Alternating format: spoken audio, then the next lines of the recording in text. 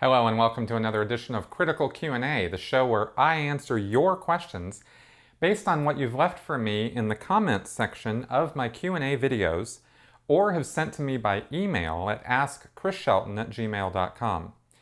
Recent exposure on Twitter and YouTube and whatnot has really exploded my channel lately in a really positive way, and I've been getting flooded with comments and questions and communications and whatnot, and I really want to thank everybody out there for your support and your favorable comments and whatnot about the work that I'm doing. I really appreciate it. And of course, not everybody's favorable to everything that I'm doing, but that's fine.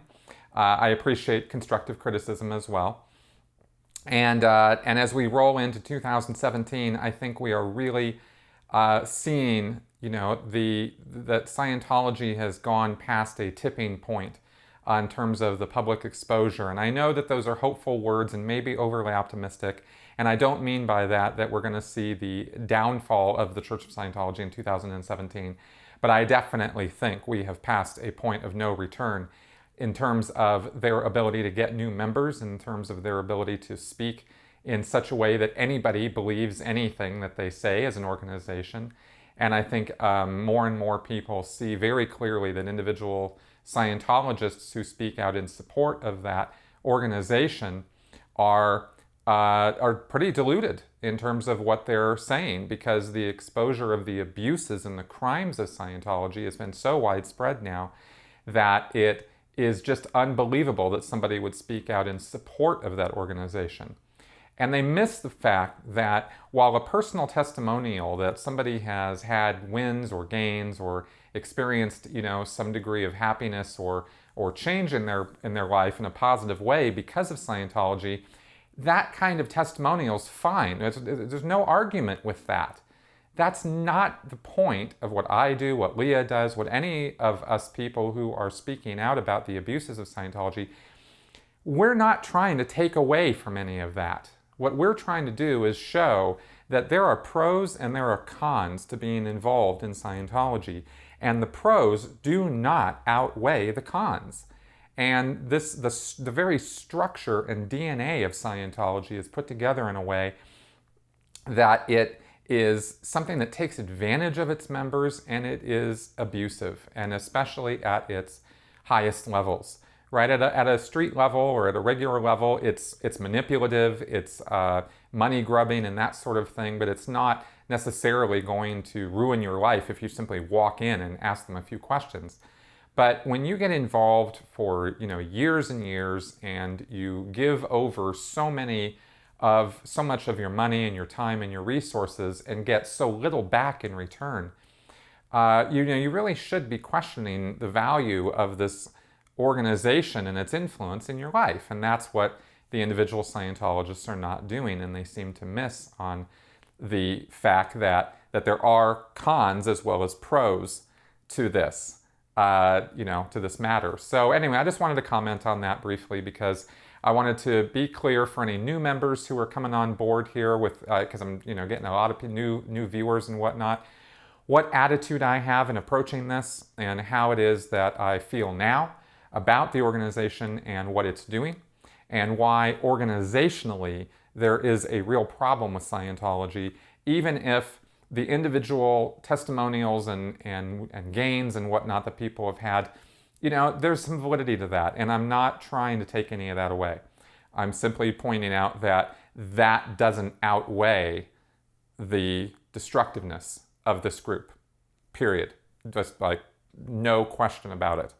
So that all being said, let's go ahead and get to some of your questions now, because we got a lot of them. Carol Rogers. Hi Chris, is there a singular moment that stands out in your C of S time that has become particularly difficult and or haunting to you after your exit, whereas it was not clear to you when you were ensconced in full Church Scientology practices? Keep up the good work and stay strong. Yeah, I'd have to say actually that when I first came out of Scientology, actually when I was in Scientology and experienced the RPF, the Rehabilitation Project Force, which is Scientology's re-education camp for people who have become in the C organization only, not public Scientologists, not staff members, but C organization members, can be sent to this program where they are, basically go through a whole re-indoctrination and re-education program in order to get with the program again and kind of get back into Scientology's good graces. Because when you go to the RPF, you're one step up from being kicked out of the Sea organization and being considered not suppressive. They won't declare you just because you go there, but they definitely, you are considered, a third-class citizen and not somebody in favor with anybody. I was on the RPF for 3 years. I'm going to detail all of the experience at some point, hopefully. Well, not hopefully, this year. That is going to happen. But to answer this question, when I was in the Sea organization, I was in a frame of mind that I deserved I deserved the RPF. This was all the horrible, awful things that happened to me while I was on the RPF were something that I had, committed crimes and actions that deserved that, right? Which is not true at all. And so the things that happened to me while I was on the RPF, and there were a few things. There was physical, assault and that sort of thing.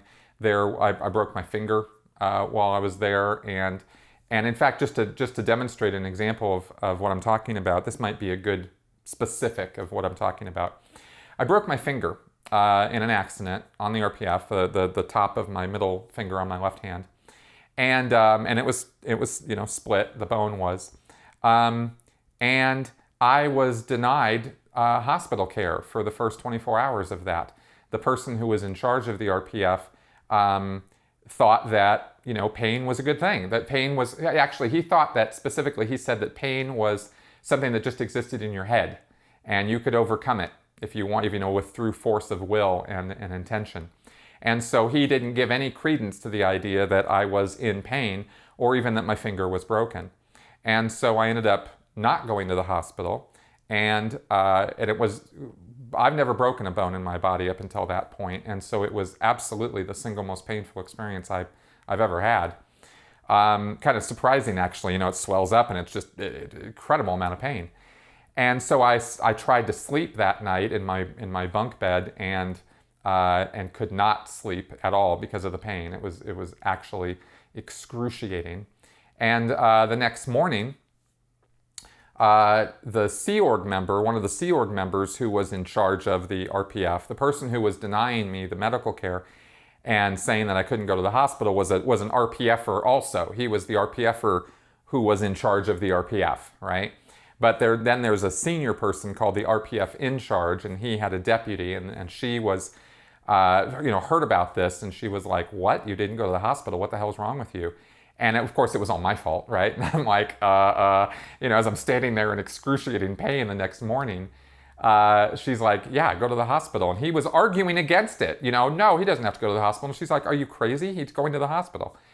And so, off I went to find out that I had a broken finger, right? And I couldn't take, pain medications because I was supposed to be getting Scientology counseling or the auditing, right? Sec checking while I was there on the RPF. Every day you're supposed to go in, and so into these auditing sessions and give up all of your crimes, right? So you can't be on pain meds and do that.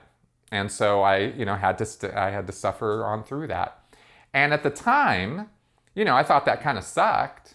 But looking back on it now, and that was just one of many things that happened while I was on the RPF, that I was on it for 3 years, right? And this was it was the worst experience of my life. Absolutely, without question, it was awful. But at the time I just sort of took that in stride, okay, well, I kind of deserve this, and this is sort of what's happening, and the RPF is supposed to be tough and rough and all this, and so, whatever. Well, I look back on that now, after I got out of the Sea Org, and then I started acclimating to real life and the real world and seeing how things work. I look back on experiences like that in somewhat, in some degree of horror, right? Wow, what was I thinking that happened? And that I allowed that to happen, that I put myself in that position, that I allowed myself to be treated that way.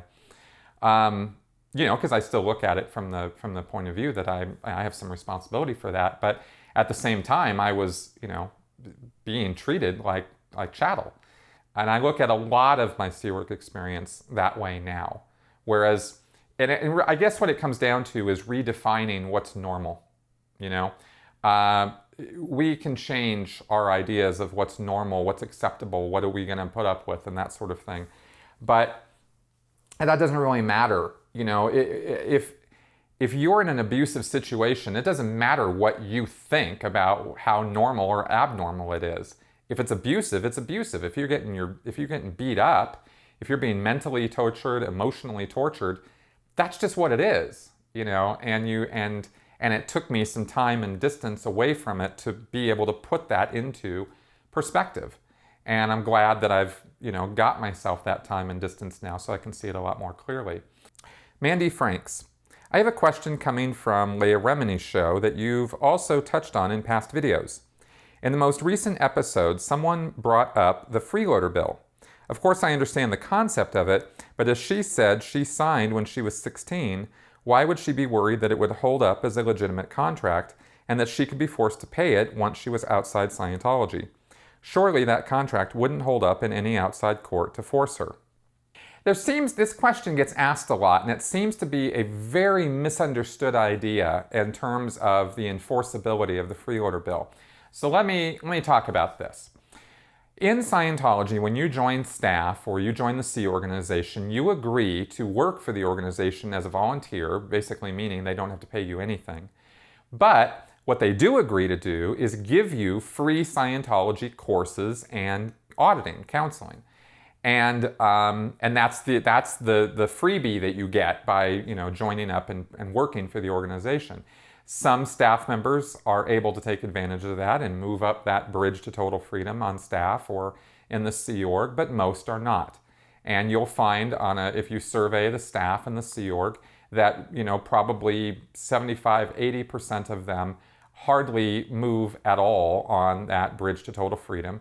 They are doing a lot of staff-oriented training and that sort of thing with the study time that they're given. And very few of them are actually doing Scientology services the same way that the public do, when the public pay for the services. So the freeloader bill is an agreement that if you leave staff or if you leave the Sea Org before your contract is up, you will agree to pay money for those services that you received. And that includes the staff training courses and whatnot. They assign a monetary value to those too. So, while many staff and many Sea Org members don't make a lot of progress, they still do the staff training, and some of them make a modicum of progress over the years. It just tends to take a way longer period of time than the public people who just come in, pay for their services, and receive them right away. So here's the deal, though, with the enforceability of it.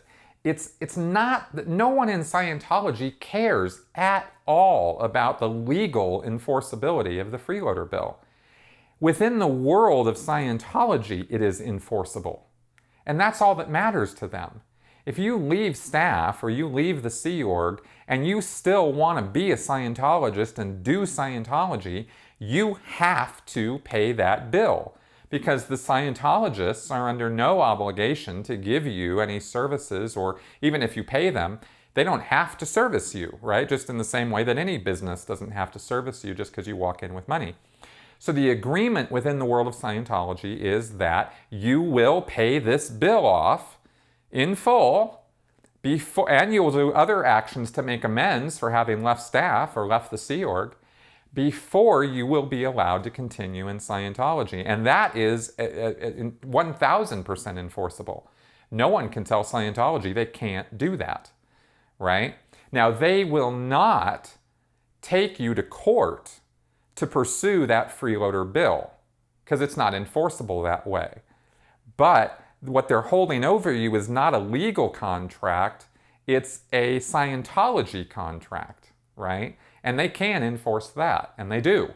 And they will, of course, contact people who have left staff and left the Sea Org and try to encourage them to pay their freeloader bill so that the person can continue doing Scientology services. Hey, Joe, you do want to continue with Scientology, right?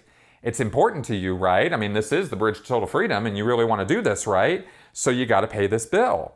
And if the guy goes, hey, fuck off, I don't want to pay the bill and I don't want to have anything to do with you people again, okay, good, game over, right? They're not going to keep persisting on the guy or keep calling. Well, they will keep calling him actually for quite a while, but they can't enforce that he pay that bill. The leverage is unless he wants to keep doing Scientology, okay? So that's the leverage on it. It's not a legal leverage, and I hope that really makes this clear. Mary Cat. I've learned many of Scientology acronyms and stupid words that they use. One thing I don't understand is what is the birthday game? All right, the birthday game.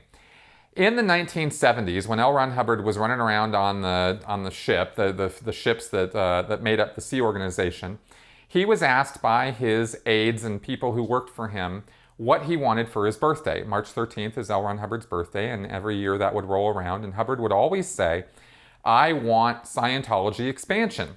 I want things to be bigger with Scientology. I want us reaching more people. I want those statistics that we keep to be going up, up, up, up, up, right?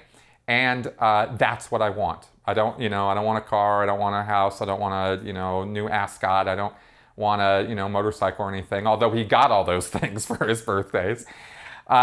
He said he wanted Scientology expansion. So what happened was either, I don't know whether he crafted it or his subordinates did, but what Hubbard said and what I believe happened is the aides and the people who were working for him come, around February or March, they would start sending direction to all the Scientology organizations around the world saying L. Ron Hubbard's birthday is coming up and he wants expansion.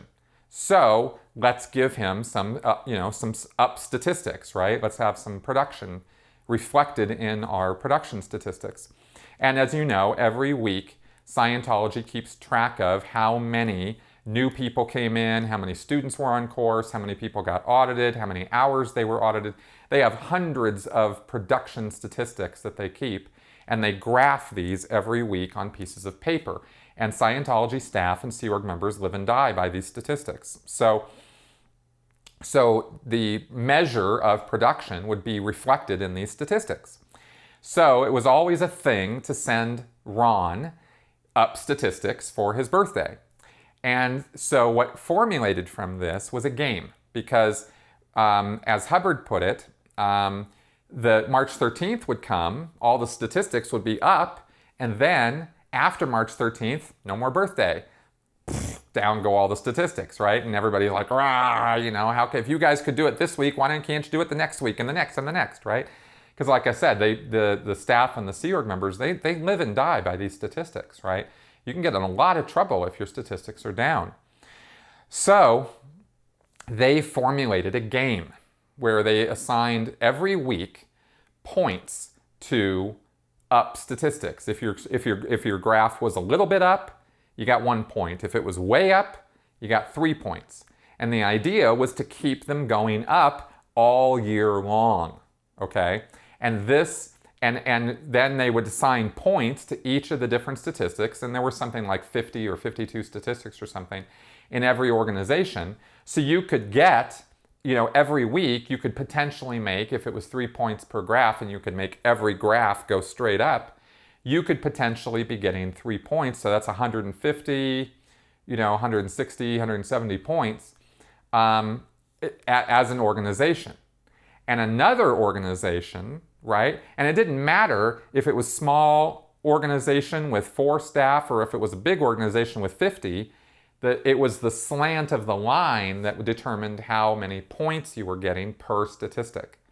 And so a small org that might do a little bit better that week but have its graphs really up and so make a bunch of points, and they could beat a larger organization, right? Because the ratio of their expansion compared to the larger organization was more.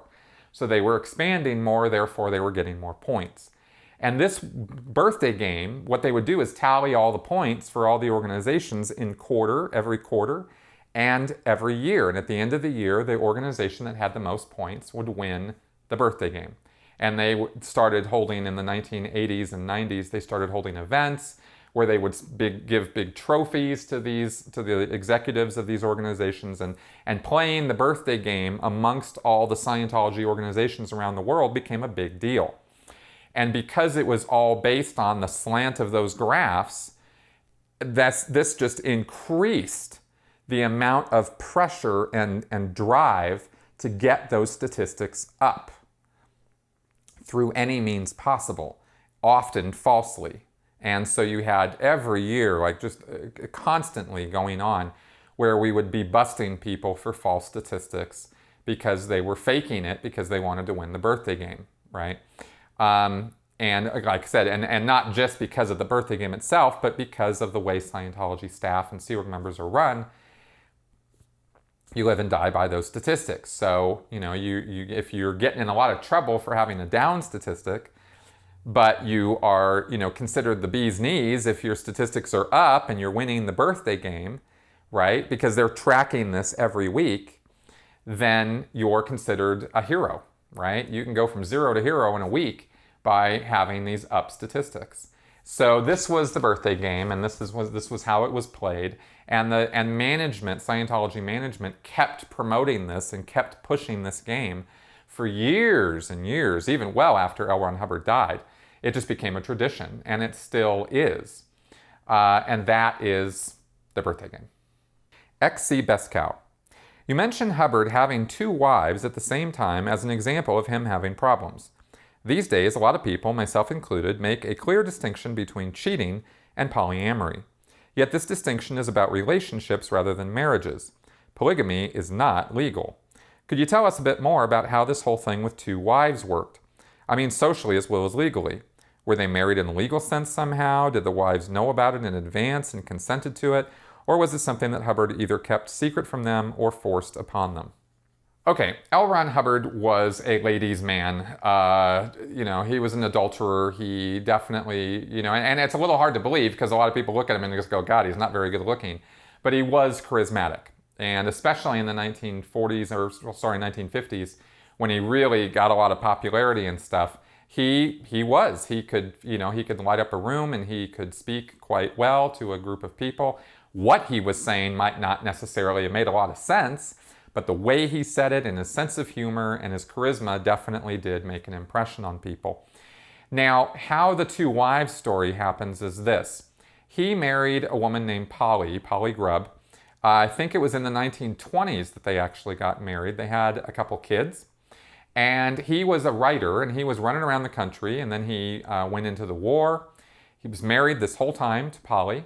He was kind of a philanderer during all this time. He would travel. They lived in, I think, predominantly Washington State. He traveled to New York often, had affairs, this sort of thing, right? And Polly just kind of put up with it. And he then the war happened, and he went into the Navy. And then after he came out of the Navy, while he was being discharged, he was living down in California while his wife and kids were growing up in Seattle. And they were still married. I mean, he'd go up and visit and this sort of thing every now and again, but he was pretty deadbeat dad. But he was spending most of his time down in California, clearly not super interested in the marriage, not bringing his wife and kids down to California because they didn't want to come down to California. They had a whole life up in, I think it was Bremerton or Port Orchard or something like that up in Washington State.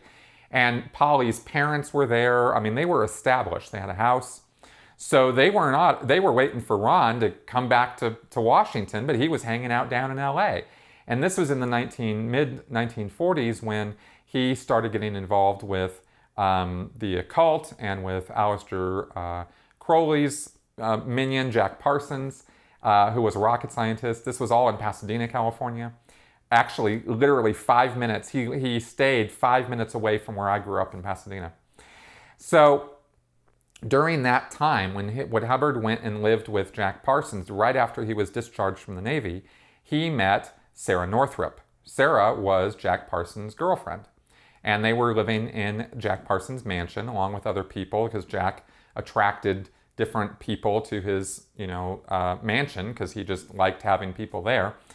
And Jack was practicing the occult with, he was doing the OTO Ordo Templi Orientis work under Crowley, and Hubbard got involved in that. But Hubbard was a con man, and he was conning Jack Parsons out of money and scheming with him he was scheming to rip Jack Parsons off, and he also ripped off Jack Parsons' girlfriend, Sarah. And they took off to Florida to start some business with Jack Parsons' money, and that tanked, and Jack Parsons found out that they were spending his money and taking advantage of him, and he went out there and shut them down. And Hubbard and Sarah then managed to have one of the boats that they had bought with Jack Parsons' money. They sold the boat, got married, and then moved to New York, and then ended up back in California, and then ended up back in Washington State. And that was awkward as hell. And I'm not going to go into all the details of this, but they were up in Washington. Polly did not know about Sarah. Sarah did not know about Polly. So that is absolutely, without question, that is polygamy. So Hubbard then worked out the divorce with Polly, right? That became a done deal, and he was then just married to Sarah, and I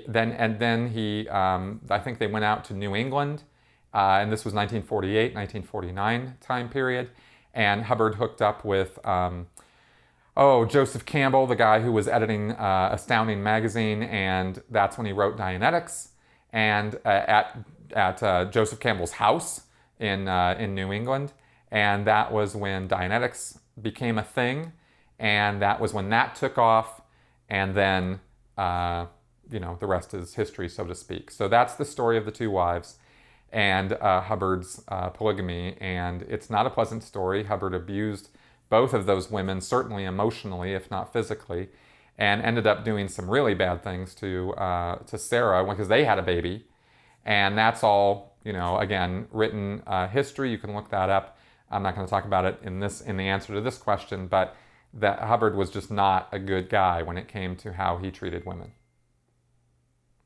Sonia Mallett. In episode 3 of Leah's show, she mentioned that in addition to buying Scientology books for herself, she was asked to buy and donate books to libraries who needed them. I immediately checked the public library catalog of my province of New Brunswick, Canada. We have a population of just over 750,000. That catalog gives a list of all books accessible throughout the province. There are 61 entries for LRH as an author, 69 in all, the others being books like Barefaced Messiah, each for a different book, CD set, or sound recordings. For example, there are 4 copies of Scientology 0 to 8, the Book of Basics, and 6 copies of The Way to Happiness. There are also some of his sci-fi work. I was expecting to see his sci-fi work, but I was astounded at the number of Scientology books available through the public library system. This doesn't make any sense, as the closest church, a mission actually, is in the neighboring province of Nova Scotia. People here may have heard about Scientology because of Tom Cruise and John Travolta, but know very little about the religion and aren't interested. It made me wonder if these are church-sponsored donations. There are probably many other libraries around Canada, the US, and around the world that have Scientology books.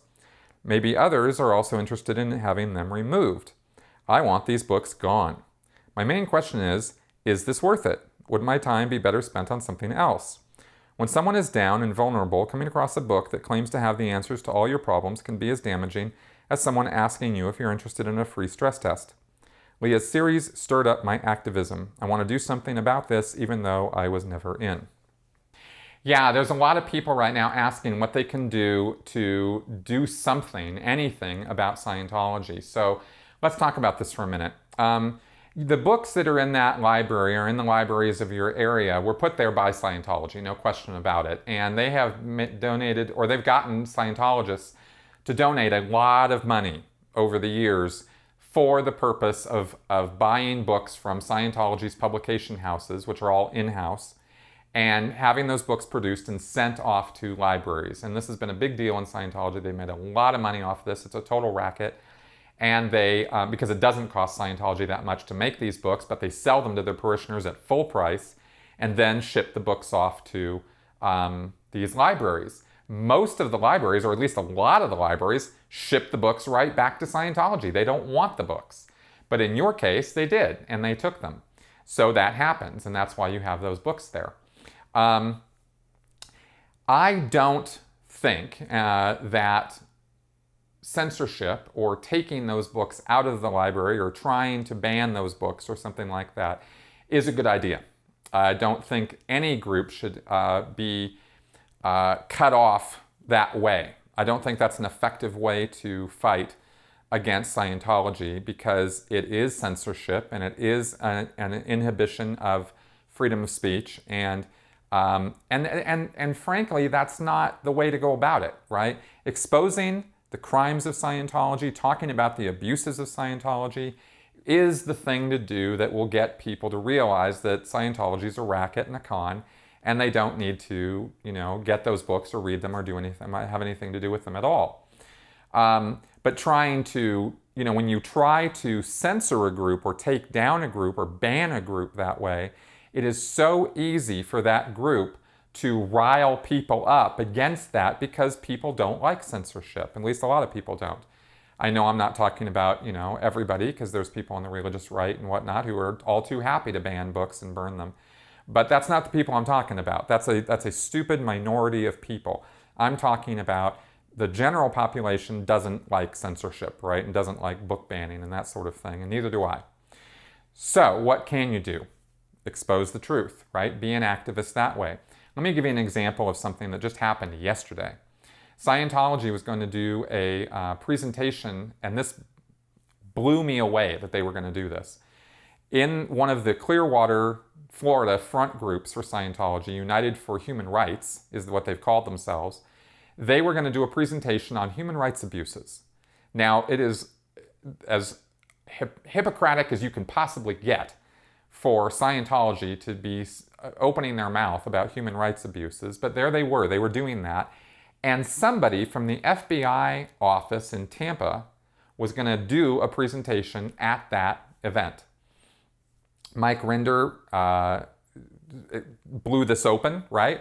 Got hold of the flyer, the promotional flyer for this, posted it on his blog, said this is crazy that this is happening. And me and a ton of other people actually got on the phones, called the Tampa FBI office, and we were like, dude, this is crazy that you guys are supporting this or are going to talk on at a Scientology facility about human rights trafficking. You should be investigating Scientology for human trafficking, right? So that got the event canceled, just like that, right? I mean, boom, the event's not happening now. At least the FBI has canceled their participation in it. Good, right? That's immediate, short-term, but effective activism that can be done, right? Is education of government agencies, investigatory bodies, police forces about the abuses of Scientology. That's not book banning, that's not thought stopping, that is education. And that is something that anybody and everybody should do. Writing to your government leaders, right, your representatives. I don't know, the whole system in Canada versus the United States, but whoever your government leaders or representatives are, write to them, educate them about the dangers of Scientology if it exists in your area or in areas where it does exist. And also support those of us who are doing this, with a good chunk of our lives, right? In whatever way that, you feel appropriate in doing that. Just talk us up, spread the links to our sites, talk about our shows, whatever, right? And of course, I've got other means of support and other critics and stuff do too, right? And we could use your help in carrying on this fight because, my YouTube channel, for example, is my job. This is what I do. I'm not a full-time Scientology critic. I am a full-time YouTuber. So I don't look at, what I do as getting paid to fight Scientology. I'm making a living by doing creative content creation here on YouTube, right? That's what I do. So, so supporting me, supporting other people who do this kind of work, supporting Leah, supporting Mike, that's always very, very helpful as well, right? So anything at all that you can do that will get the word out though, right? I mean, because it doesn't, you don't have to spend money to do this. There's lots of things you can do. including just talking it up and positively, supporting, like I said, our work and getting the word out through any means possible on social media, Twitter, Facebook, etc. All of that helps, right? And that's what you can do.